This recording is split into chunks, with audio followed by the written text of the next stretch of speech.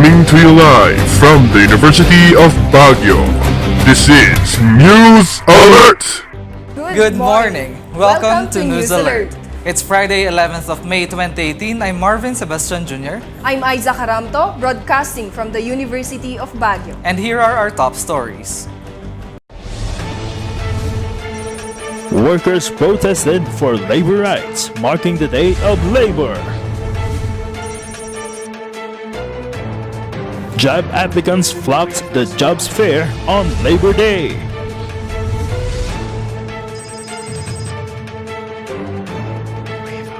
Resolution asking LTFRB to suspend taximeter fare increase now signed. Marchers joined Walk for Life to advocate life over immorality. For public pulse, marijuana for medicinal purpose, should it be legalized or not? Deployment ban for employment in Kuwait, now ordered by Dole. Take a peek on summertime in Atok Benguet. Jeepney operators in Baguio City agreed with the City Council to resolve the jeepney modernization program of the national government. The operators aim to talk further with the LTFRB. News report from Adrian Trinidad. Baguio Public Utility Jeepney operators presented their petition to the City Council to delay the 2020 National Jeepney Modernization Program. Councilor Michael Lawana suggested in response that non-implementation of the said national government program is better than the delay. He said that delaying the said program only gives the program's authority the reason to pursue the said program in the city. According to Reynaldo Bacoco, president of a certain jeepney association in Baguio, the Land Transportation, Franchising and Regulatory Board, or LTFRB, is not yet totally prepared for the 2020 Jeepney Modernization Program in terms of unit distribution. Bacoco added that the said program is only in favor of big corporations. The City Council and the operators agreed to invite the Department of Transportation, or DOT representatives, to sit down on the Citizens Forum. Bacoco said that they would continue the dialogue with the DOT and LTFRB. Makikipag-usap pa rin kami sa kanila dahil nga sa anong basihan, paano nila aprobahan yung consolidation. Hindi naman pwede dahil yung binibigay nilang requirement hindi naman makomply dito sa Baguio. The talks between the jeepney operators and the City Council has opened a positive outcome on the non-implementation of the Jeepney Modernization Program. The two parties expect that this possibility would soon become a reality. This is Adrian Trinidad reporting for News Alert. To promote cleanliness in the city, the ordinance pertaining to the distribution of advertising materials will be regulated. Brought to you by Aiza Caramto. The City Council approved on first reading a proposed ordinance regulating the distribution of all forms of advertising materials and flyers to the public and providing penalties for violations. The ordinance authored by Vice Mayor Edison Bilog stated that it shall be the policy of the local government to regulate the distribution of all forms of advertising materials such as leaflets and flyers to the public to help sustain the cleanliness of the city. So, bali, safety, cleanliness, and then third, discipline ng ating mga constituents.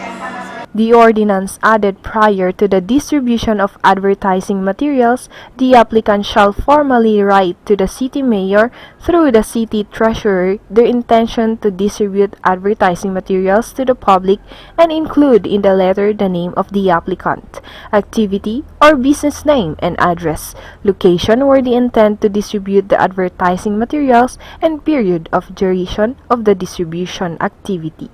A fine of 1,000 pesos would be penalized for the first offense and 2,500 for the second offense. This is Aiza Caramto, News Alert. Labor Day is not just about jobs and hopefuls, but also for rallies who believe that Labor Day is also for labor rights. Let's hear the details from Adrian Trinidad. Sa araw ng International Workers' Day.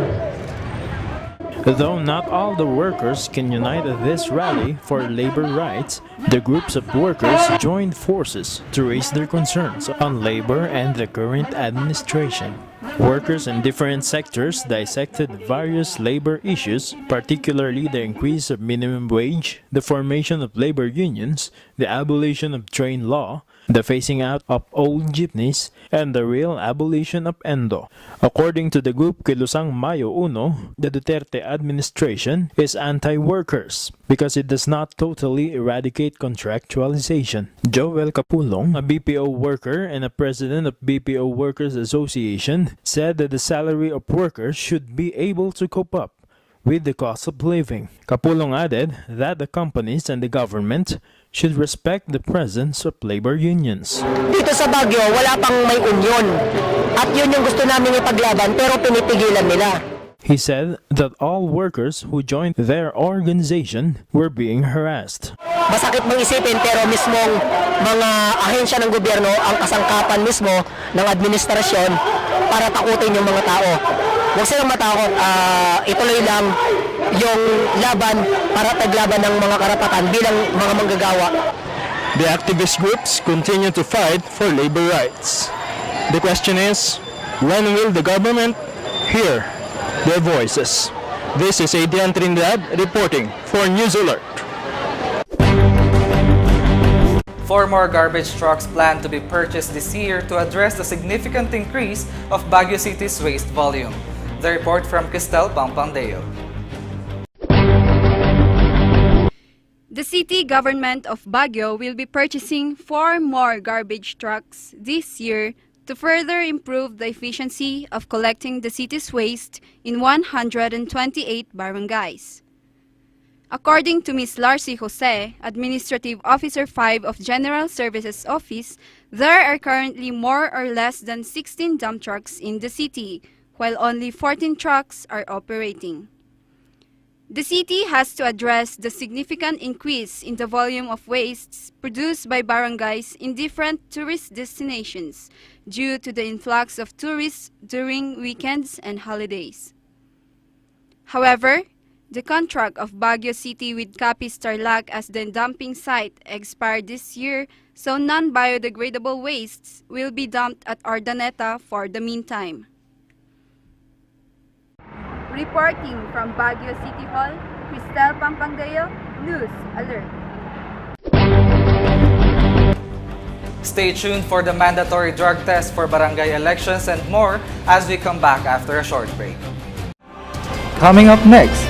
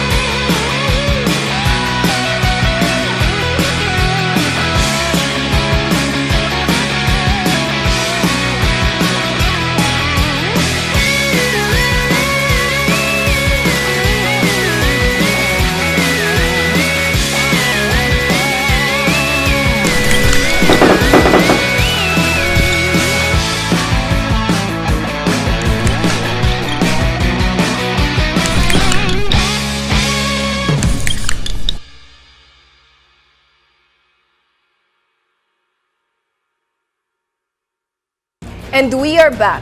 This is News Alert.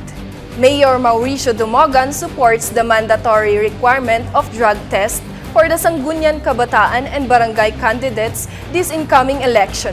Let's hear the news from Sally Hadukan. Candidates for the Barangay and Sangguniang Kabataan must undergo drug test, which the city mayor supports. Mayor Mauricio Dumogan said in an interview that one of the discussed issues on the upcoming election is the requirement of candidates to submit a drug test certification. This certificate will help the voters' assurance in choosing or putting a leader into position. The city mayor also asked the help of the Philippine Drug Enforcement Agency, but the Commission on Elections said that they don't have the power to make illegal decisions in rejecting the certificates of candidacy of aspiring political leader, and same as with the PDEA. Always practice your right to vote, and whoever you choose will not be of regret. This is Sally Hadukan for News Alert. Banning of pornographic materials in Baguio now for implementation by the City Council. Here's the report from Daniel Faeldon. Because of the rising incidents regarding pornography and other obscenities in the city of Baguio, Councilor Leia Fariñas was passed a resolution condemning all forms of porn in the city. The resolution she passed entitled Condemning Pornography in All Its Forms and requesting the National Telecommunications Commission and all internet service providers operating in the city of Baguio to cut off, deactivate, or eradicate entirely the proliferation of pornographic sites in their systems. The Department of Social Welfare and Development Office, Committee on Human Trafficking, Child Pornography and Violence Against Women and Children reported 495 cases of violence against women recorded from January to October 2017. In this resolution, selling of pornography DVDs, pictures, and even porn sites in the internet are prohibited.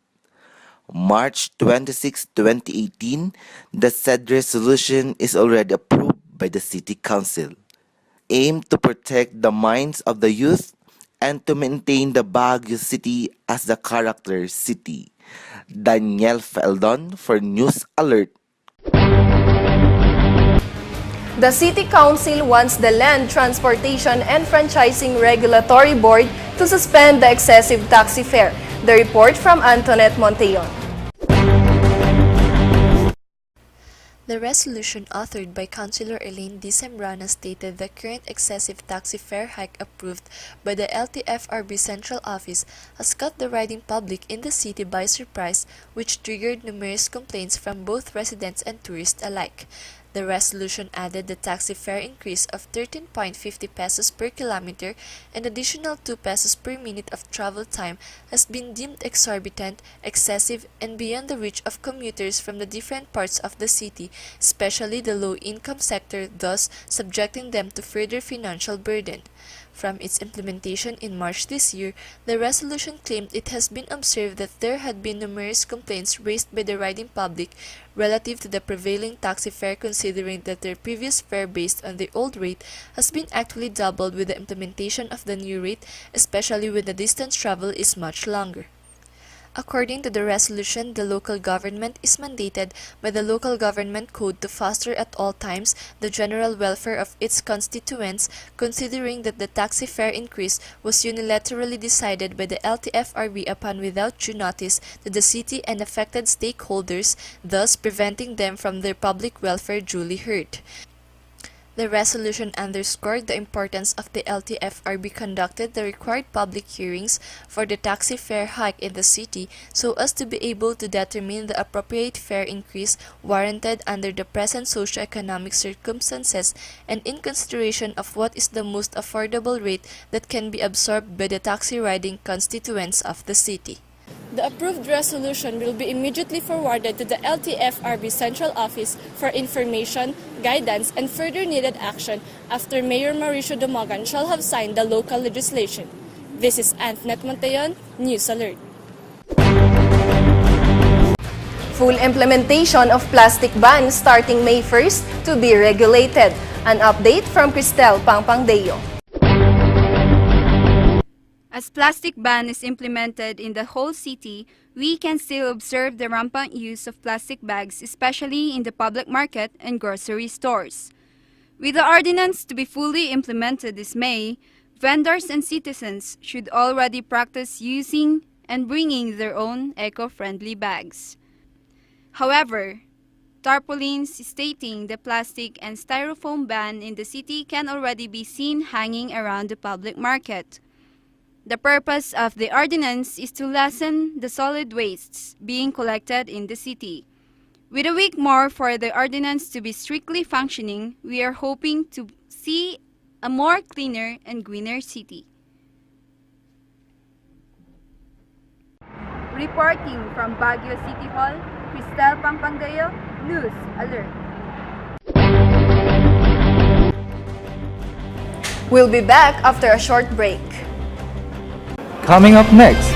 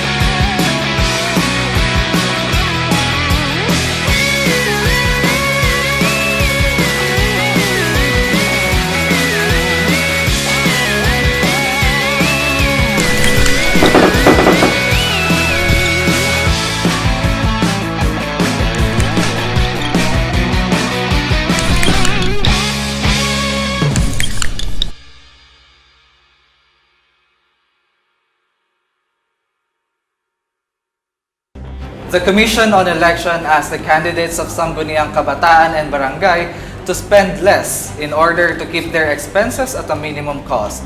Report from Sally Hadukan. Necessarily, the campaign expenditures that they should incur must be at a minimum cost, although by law, they are allowed to spend maximum of 5 pesos per voter. Therefore, the candidates must observe the expenditures during the entire campaign period.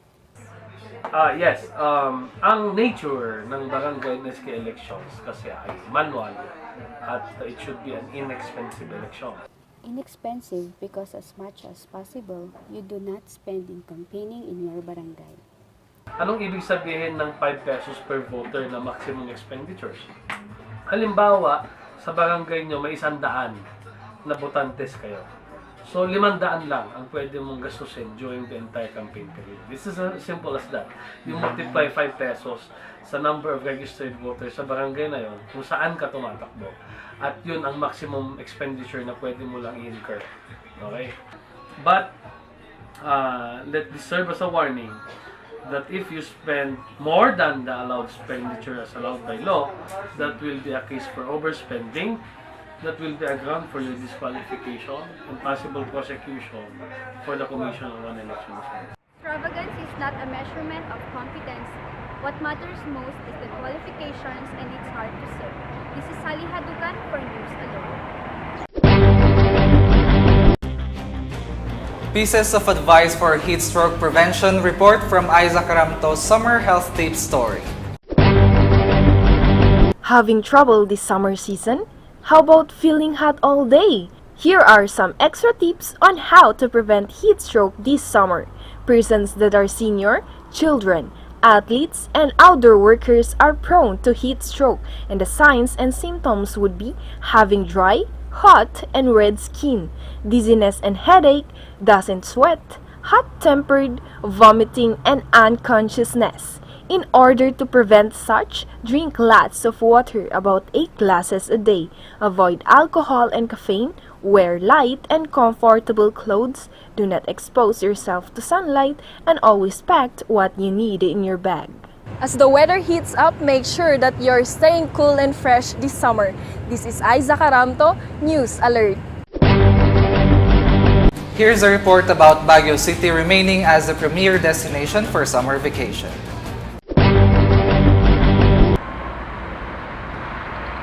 It's summertime again, and this calls for a vacation in the summer capital of the Philippines, Baguio City. It is no longer new for the City of Pines to be the premier destination of tourists and locals when the heat of the sun becomes a couple of degrees higher. Except for the city's cool breeze, its fun and exciting rides to offer are also its magnets to entice people to keep on coming back. The lake's boats and the biking area are just some of its famous itinerary. With this being said, let Jobo, a rent-a-bike stall owner, tell us how tourists affect the profits of the biking area. Madami naman. Kadalasan minsan hapon or gabi. Mas marami. Oo, gabi. Mas marami. Tourist or not, it is our responsibility as citizens to keep our environment clean. Baguio is your home. Preserve it and it will always love you. This is Marvin Sebastian Jr. for News Alert. Not only beaches and pools are a must during summer, but also our new pride in Cordillera, the Northern Blossom Flower Farm. It offers a breathtaking view with a fresh atmosphere and a cool breeze. Our feature story from Janice Diaz. What we need in life is to enjoy and to travel and be happy. Atok, as the high heart of Benguet, has this newly opened tourist spot, Northern Blossom Flower Farm. This farm is a glass case of how wonderful and beautiful Atok is.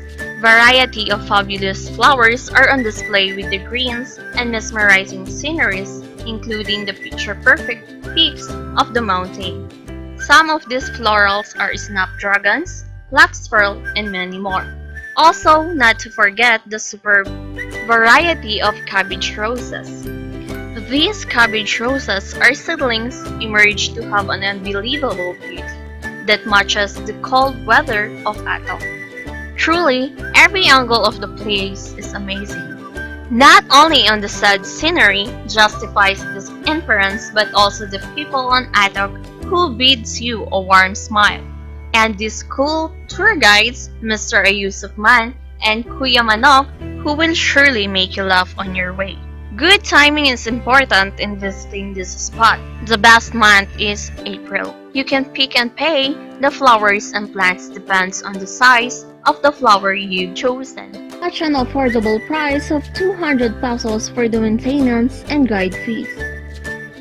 After a tiring tour, indulge in their free unlimited water, coffee, and bread.